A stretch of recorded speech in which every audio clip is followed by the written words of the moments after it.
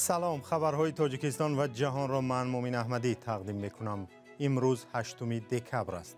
نگاهی کوتاه به چند موضوع برنامه.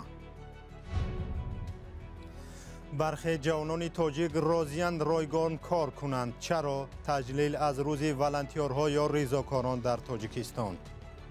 ولنتیر برای پیدا کردن جای کار خیلی مهم است، برای که اپت در ارگانیزاسیون میجدارات هست. ساکنان کولاب راهی بین المللی دوشنبه چین را که از حدود این شهر میگذرد مرگاور میدانند.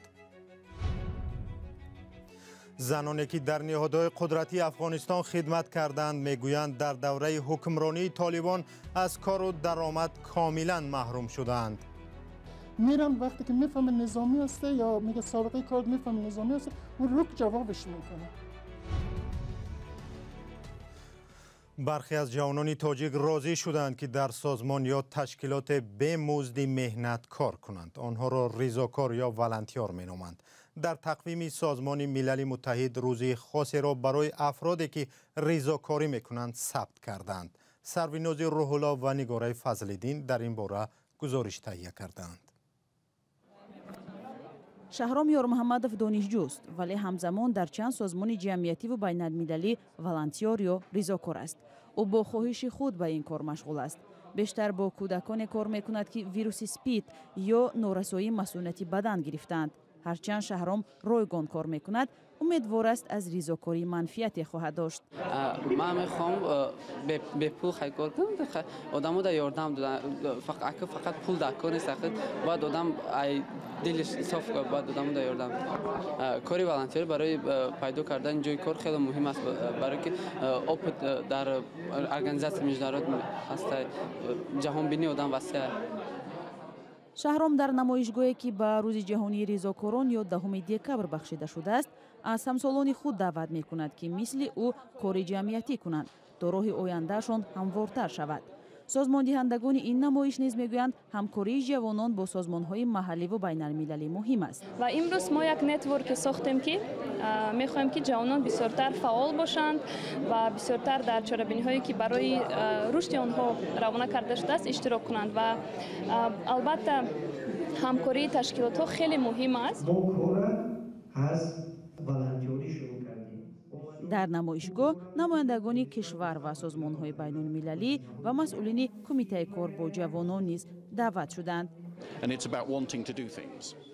این یک کاری بی‌مزد است، اما برای رشد جامعه و آماده کردن کادرها در آینده بسیار مهم است.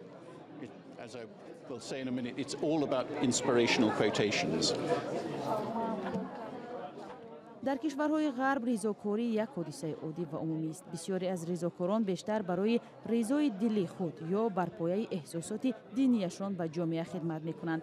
در تاجیکستان حرکت ریزاکاران نسبتاً نو است و هنوز نهادی نشده است. هرچند رسما گفته می شود در کشور نزدیک به 15,000 ریزاکار عمل می‌کند، نقش عمده آنها در حیات همه‌روزه زیاد به مشاهده نمی‌رسد، ولی حالت‌های فوق‌العاده از جمله پاندمی کرونا ویروس اهمیت آنها را به خوبی به نمایش گذاشت. ساکنان قطعه راه بین المللی را در داخل شهر کولاب از خطرناکترین راه در این شهر می دانند. از این قطعه راه از دوشنبه طریق بدخشان به چین سفر می کنند. ساکنان محلی در کولاب می گویند این قطعه راه تازه بنیاد شده است ولی به هیچ طلبات راهسازی پاسخگو نیست. پیاده‌گردان امکان حرکت از کنار این راه را ندارند و منزل ساکنان نیز نزدیک به راه بنیاد شده است. گزارش محمود جان رحمتزاده در این باره است. خوانندگان از همین شاهراه از درس به خانه برمیگردند. راهی خطرناک است ولی کودکان چاره‌ای ندارند. ساکنان محله فردوسی کولاب و گرد و اطراف آن از این راه عبور می‌کنند. ماشین‌های باربر از همین راه به بدخشان می‌روند. آن را 3 سال پیش ساخته‌اند. در یک قسمتش راهی پیاده‌گرد ساخته‌اند، در قسمت دیگرش نه. مادران کودکانشان را از دیگر راه به مکتب می‌رسانند. می‌ترسند که ماشین می‌زنند.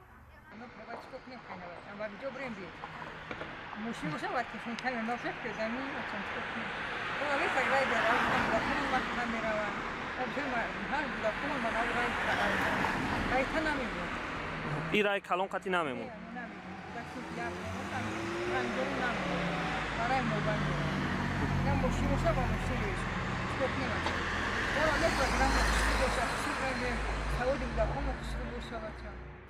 این راهی بین المللی است. شبها چراغ‌هایش کار نمی‌کنند. اداره استفاده‌بری شبکه‌های برق شهر کلوب کارناشیان بودن چراغ‌ها را تصدیق کرد.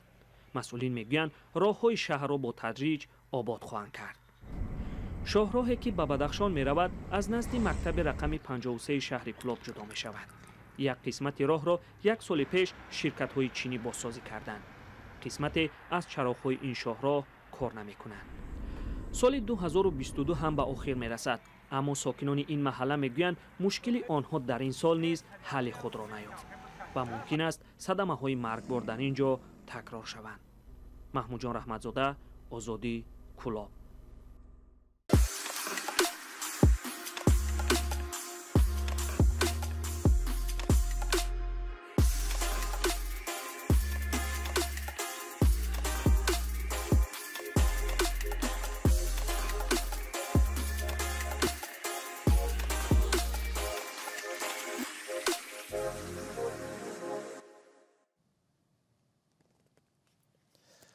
ولادیمیر پوتین رئیس جمهوری روسیه گفت ممکن است جنگ بر ضد اوکراین به درازا بکشد، اما ولادیمیر زلنسکی رئیس جمهوری اوکراین گفت کشورش نمیگذارد هیچ یکی از شهروندانش در قلمروی اشغالی زندگی کنند. هر دو رئیس جمهور هنگام مراجعت به دو سازمان علیحده حامی حقوق در این باره روز 7 دکبر صحبت کردند. ولادیمیر پوتین هنگام سخنرانی در شورای حقوق بشر روسیه جنگ در اوکراین را عملیات مخصوص نظامی نامید و گفت که آن میتواند طولانی شود. او به قلمرو روسیه همراه کردن قسمت‌های از اوکراین را موفقیت بزرگ عملیات نامید. ولادیمیر پوتین رسا 9.5 ماه پیش فرمان داد که نیروهای کشورش به اوکراین حمله کنند. رئیس جمهور ولادیمیر زلنسکی که آنلاینی به اعضای بنیاد حقوق بشر رابرت کندی مراجعت میکرد گفت که تاکنون نیروهای کشورش نزدیک 2000 محله را از دست نیروهای روسیه آزاد کردند. به قول او جنگ در کشورش به جنگ برای بقا تبدیل شده است که در میدانهای نبرد آن سرنوشت میلیون ها اوکراینی حل می شود. روز 7 دکبر حکومت طالبان یک نفری که به کشتار متهم میشد در پیش چشم 10 نفر به قتل رساندند. سخنگوی طالبان تصدیق کرد که این اولین اعدام در مظهر عام از زمان سر قدرت آمدن طالبان بوده است و این حادثه در غرب افغانستان در ولایت هرات در حضور مقامداران بلندپایه طالبان به وقوع پیوسته است. ماه اوگوستی سال گذشته طالبان قلمرو افغانستان را تحت تصرف قرار داده وعده داده بودند که نظامیان حکومت پیشین را عفو میکنند.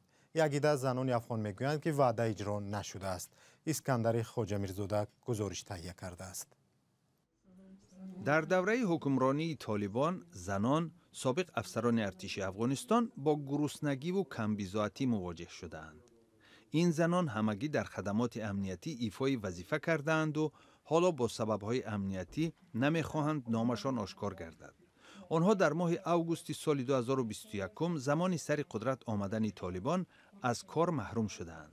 یکی از آنها که رتبه میار دارد میگوید که قادر نیست اهل عائله‌اش را تامین کند. شما خودتان یک لحظه تصور کنید یک خانم که خودش سرپرست باشه، نانآور باشه، 4 تا 3 تا طفل خرد داشته باشه، طفلی درک نمیکنه که امروز نان نیست، نان میخواد از من. بیرون میشن، هر جا میرن دنبال کار میرن، وقتی که میفهمه نظامی هسته یا میگه سابقه کار میفهمه نظامی هسته اون رک جوابش میکنه. هم صحبت دیگری خبرگزاری ریترز سابق خادم وزارت مدافع افغانستان بوده تأمینات 9 عضو عائله‌اش را بر دوش داشته است. ما نمیتوانیم در خانه سر زمستان گذرانیم. مادرم، خواهران و برادرانم همراه با من اقامت دارند.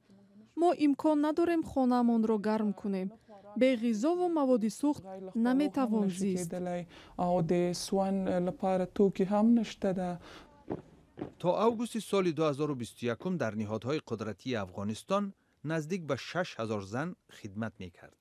طالبان به همه نظامیان مسئولیت از جزا وعده داده بودند، ولی شمار زیادی افسران و سربازان برکنار، مجازات و یا حتی کشته شدند. تعداد زیاد هستند که آنها طبعا در ارگان‌های امنیتی استخدام بودند، حالا نمیتونن آنها بیان چون عوض آنها افراد دیگری آمدن کسایی که نو هستند، سرشان اعتماد وجود داره و چنان میتونن کارا خوبتر پیش ببرن.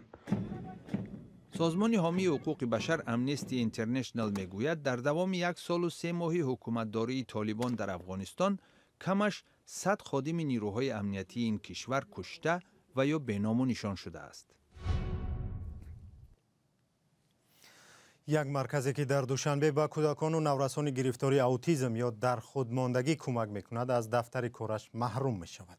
در این مرکز به کودکانی در خودمانده که مستقلانه عمل کرده نمیتوانند رفتار و گفتار می‌آموزانند. حالا مسئولان مرکز تلاش دارند که برای اجاره و یا بنیاد مرکز نو سرمایه پیدا کنند. شهلای عبدالله و علیشیر ظریفی در این باره گزارش دارند. در این مرکز 180 نورس و کودک بیماری اوتیسم یا در خودماندگی تعلیم می‌گرفتند. حالا شماره آنها کمتر شده است. صاحبان بنا از مؤسسان مرکز خواستند تا آخری سال آن را خالی کنند. گفتم که ما نقشه دیگر داریم برای این بنا، برای خود بنای دیگر یابید.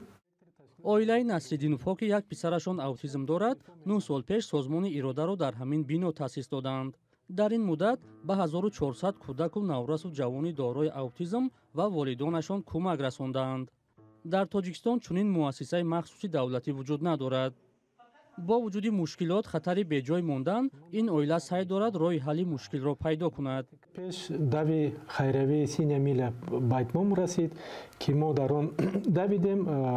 اشتراکچیان محفل دوستداران دو از تیجیکن کلاب دویدن و اینک 11 دکبر در مهمانخانه حیات ریجنسی کنسرت خیروی با نام امید، حیات و موسیقی برگزار می‌گردد با اشتراک هنرمندان بسیار شناخته. ما همه را البته تکلیف می‌کنیم. ما خیلی خرسند هستیم که ارتیستان ما راضی شدند که به طور رایگان در این کنسرت شرکت ورزند. ما هواداران موسیقی را تکلیف می‌کنیم چون که مبلغی که ما از این کنسرت خدا خود به دست می‌یابیم برای دستگیری کودکان اوتیسم روانه می شود. سازمان اراده در تاجیکستان با پدر و مادر و نزدیکان افرادی در خودمانده نیز مناسبت با مبتلایان در خودمانده را می‌آموزانند. اکثر مربیان خودشان فرزندانی در خودمانده دارند. به جای ماندن و برهم خوردن مرکز با گفته مسئولان اراده طفلانی در خودمانده و والدانشان رنج زیادی خواهند کشید. زیاد نمیخواهم که منفی فکر کنم، زیرا امید دارم که این کار خیر عملی شونده است. در صورت کار نکردن مرکز کودکان میان 4 دیواری خانه میمانند. خدای نکرده آنها را به خانه اینترنت میدهند. خودی پدر و مادر هم فشار روانی میگیرند. از این خاطر امید داریم که میتوانیم مبلغ ضروری را جمع آوری کرده یک بینایی برای تشکیل مرکز بگیریم. بنا به آمار سال 2019 در مرکز جمهوریوی روانپزشکی تاجیکستان تقریباً 300 گرفتاری در خودماندگی ثبت نام شدند. هرچند این بیماری معالجه ندارد، استفاده از روش‌های خاص زندگی آنها و والدانشان را بهتر می‌کند و یا حتی از بعضی از آنها نابغه می‌سازد. اما حالا یگانه مرکز برای این گرفتاران و یا شاید یک نابغه آینده تاجیکستان بیم دارد که از یگانه جای برای فعالیت محروم می‌شود. سفر دولتی پرزیدنت ازبکستان شوکت میرزیویف به قرقیزستان که روز 10 دکبر در نظر بود به تأخیر گذاشته شده است. وزارت کارهای خارجه قرقیزستان خبر داد که میرزیویف تا آخر سال جاری به قرقیزستان سفر خواهد کرد. یکی از مسائل مهمی دستور کاری سفر پرزیدنت به قرقیزستان امضای سازشنامه مرزی بین قرقیزستان و ازبکستان است. و شما برنامه اخباری آزادی را تماشا کردید. برنامه به پایان رسید، ولی نشر خبرها با عکس و ویدیو هر ساعت در سامانه رادیو آزادی و در صفحه‌های رادیو آزادی در فیسبوک و اینستاگرام و توییتر و تلگرام و تیک تاک و ادنا کلاسنیک ادامه دارد. شما هم اگر شاهد خبر و حادثه هستید که ما نمیدونیم، بر رقم‌های ما از طریق واتساپ و تلگرام تماس گیرید تا ما آن را پیگیری و نشر کنیم. خوب و خوش و کامگار. خدا نگهدار.